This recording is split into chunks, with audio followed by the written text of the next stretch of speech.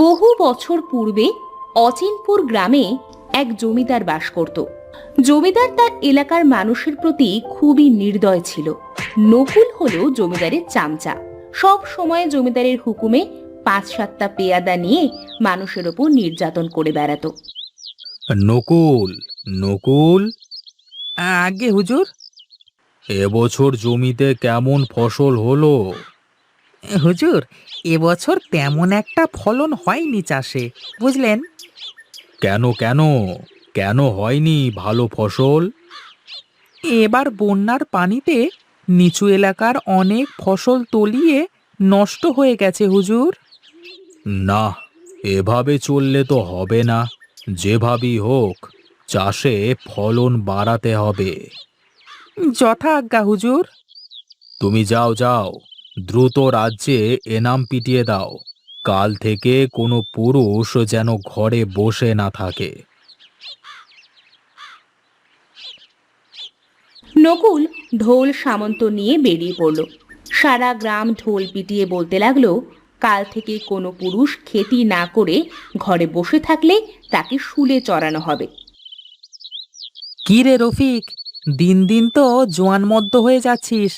তা কাজবাজ না করে খালি বসে বসে খেলেই চলবে? আমি আমার নিজের কাজ নিজে করি, তোমার মতো জমিদারের চামচিগিরি তো করে বেড়াই না। কি এত বড় কথা?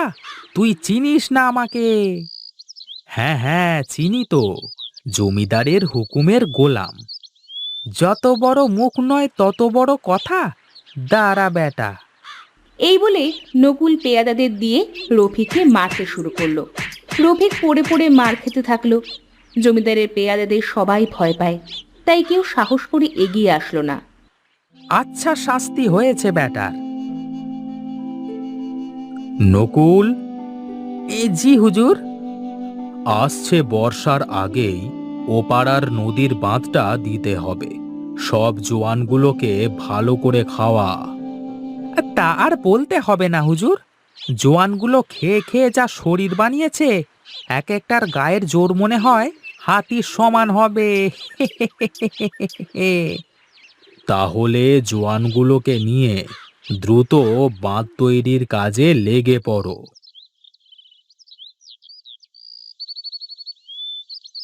এই এলাকায় কোনো গরু মহিষ না থাকার কারণে হাল চাষ থেকে শুরু করে সব করানো হয় জোয়ানগুলোকে দিয়ে। জোয়ান বলতে শফিক, শিপন, ইমরান ও সুমন, যাদের জমিদার টাকা দিয়ে কিনে রেখেছে। কই কই, সবাই তাড়াতাড়ি হাত চালাও। খেয়ে খেয়ে গায়ে তেল জমে গেছে। যাত্রা। নকুল জোয়ানদের গায়ে জোরে জোরে চাবুক মারতে থাকে। রফিক দূর থেকে তা দেখে এগিয়ে আসে। তোমাদের কি এই মানুষগুলোর উপর একটুও দয়া মায়া হয় না? না, হয় না। কেন রে? ওদের টাকা দিয়ে কিনেছে জমিদার মশাই, দিন রাত বসে বসে খাওয়াচ্ছে। তো এদের দিয়ে কাজ করাবে না তো তুমি করে দেবে সেসব কাজ? খোদা তোমাদের এই অত্যাচার সহ্য করবে না, দেখে নিও। আরে যা যা, কত দেখলুম। হ্যাঁ। রফিক সেখান থেকে চলে গেল। জমিদার তার ইচ্ছা মতো গ্রামের জোয়ান ছেলেদের কিনে গোলাম করে রাখত। তাদের দিয়ে হাড় ভাঙা খাটুনি করাতো, হাল চাষ করাতো। বিনিময়ে তাদের প্রচুর খাবারও খাওয়াতো, কিন্তু তাদের থাকার জায়গা ছিল জমিদারের গোয়াল ঘর। তোমরা কি সত্যি মানুষ? কেন, আমাদের কি দেখে তোর গরু ছাগল মনে হয়? তাই তো মনে হয়, যেভাবে এখানে গোয়াল ঘরে পড়ে আছিস। আমরা জমিদারের খাই, জমিদারের সকল কাজ করি। তাহলে নকুল যে তোমাদের প্রতি এত অত্যাচার করে, তোমাদের কষ্ট হয় না? আমাদের মতো গরিবের আবার কষ্ট? হ্যাঁ, দুমুঠো খাইয়ে যে এই জমিদার আমাদের জীবিত রেখেছে, এটাই অনেক। তোমরা কি সারা জীবন এভাবেই থাকতে চাও? বেশ তো আছি, পেট পুড়ে খেতে পারি, ঘুমানোর জন্য মাথার উপরে তো ছাদ আছে। জোয়ানদের এসব কষ্টের কথা শুনে রফিক চোখের পানি ধরে রাখতে না পেরে কাঁদতে কাঁদতে সেখান থেকে চলে আসে। রফিকের বাবার বেশ কিছু জমি জমা আছে, যা রফিক নিজেই চাষ করে। রফিক চায় তাদের গ্রামের সবাই জমিদারের অত্যাচার থেকে রক্ষা পাক। এবারে গ্রামের খাজনার কি খবর নকুল? আগে হুজুর, রফিক এখনো তার ফসলের কোনো খাজনা দেয়নি। কোথায় সেই অধম? বন্দি করে নিয়ে আসো বেটাকে। নকুল জমিদারের পেয়াদাদের নিয়ে রফিককে ধরতে চলে যায়। রফিক, কই গেলি? বেরিয়ে আয়, বেরিয়ে আয় বলছি। কি হয়েছে? এত শোরগোল কিসের? হ্যাঁ, বুঝতে পারছো না বলো? বলি, তোর ফসলের খাজনা দেওয়া তো হয়নি। জমিদার তোকে বন্দি করে নিয়ে যাওয়ার হুকুম দিয়েছে। আমি তো আমার ফসলের সঠিক খাজনা দিয়ে দিয়েছি। বলি, ও কথা বলে কোনো লাভ নেই। জমিদারের হুকুম, তোকে বন্দি করে নিয়ে যেতে বলেছে। পেয়াদারা রফিককে বন্দি করে ফেলে। তারা হাঁটতে হাঁটতে জমিদারের সামনে হাজির হয়।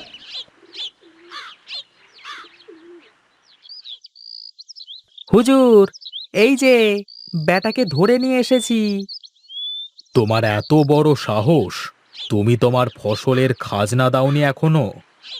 হুজুর, আমি আমার ফসলের সঠিক খাজনা এই নকুলের কাছেই দিয়ে দিয়েছি। না হুজুর, এ ডাহা মিথ্যে কথা। আমি কি এমনটা কখনো করতে পারি? হ্যাঁ হ্যাঁ, নকুল কেন এমন করবে? নিশ্চয়ই তুমি খাজনা দাওনি। আমি আমি সত্যি বলছি হুজুর। জমিদার রফিকের কোনো কথা না শুনে বন্দি করে গোয়াল ঘরে নিয়ে যায়। রফিককে দেখে জোয়ানরা চারজন অনেক হাসাহাসি করে। রফিক কিছু না বলে এক কোণায় বসে পড়ে। কি রে রফিক, তুইও কি জমিদারের খামারে জোয়ানের খাতায় নাম লেখালি? ওই নকুলের চাটুকারিতায় এখানে আসতে হলো। এখানে অবশ্য তোর দরকারও ছিল। সারাদিন খাটুনির পর তোর থেকে কিছু মজা পাওয়া যাবে। রফিক কোনো কথা না বলে চুপচাপ বসে থাকলো। বাহিরে প্রচুর বৃষ্টি হচ্ছে। বৃষ্টি তো থামবার নেই নকুল। হুজুর, মনে হয় বাঁধ টিকবে না, বুঝলেন? তাহলে তো সর্বনাশ! বাঁধ ভেঙে গেলে তো আবার সব ফসলি জমি তলিয়ে যাবে। সকল ফসল নষ্ট হয়ে যাবে আমার। সেদিন সারাদিন বৃষ্টি হলো। বাঁধ ভেঙে সব ফসলি জমি সহ গ্রাম বন্যার পানিতে তলিয়ে গেল।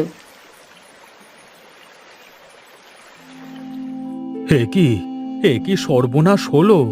সব শেষ হয়ে গেল, সব শেষ হয়ে গেল। এখন কি করব? হুজুর, চারিদিকে বন্যার পানিতে সব ডুবে গেছে। পানি সরে গেলেও ফসল ফলাতে কমপক্ষে মাস ছয়েক তো লাগবেই। সর্বনাশ! এতদিন ফসল উৎপাদন বন্ধ থাকলে সবাই যে না খেতে পেয়ে মারা যাবে। হুজুর, আমি একটা কথা বলি কি?